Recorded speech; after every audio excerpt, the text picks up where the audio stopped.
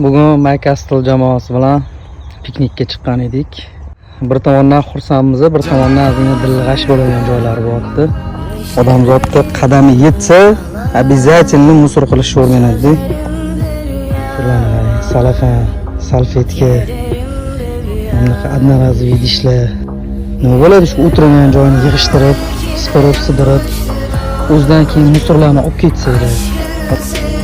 Ahvolga qaraydi. Tozalash ishlarini boshlayardik o'tlarni.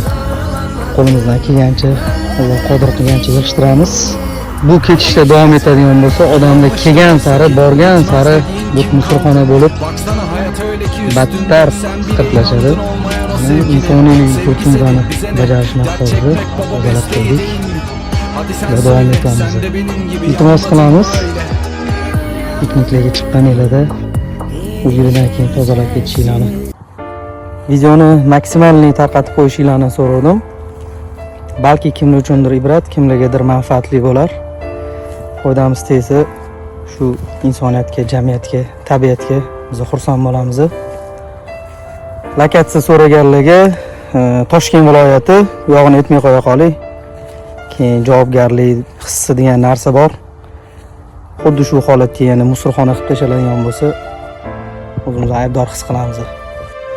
Undan ko'ra tinchgina keyingi videolarni ko'rib, miyaga dam beringlar, maza qilinglar.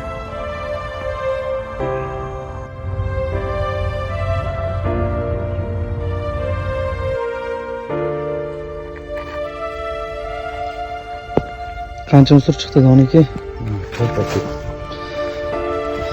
Insof bersin, hammamizga.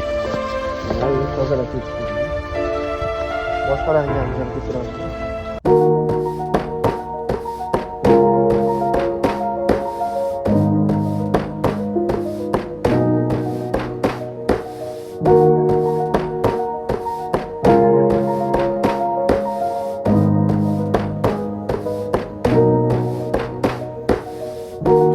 Если ты заплутал в темноте, но ты ищешь дорогу обратно, не забывай меня, брат мой.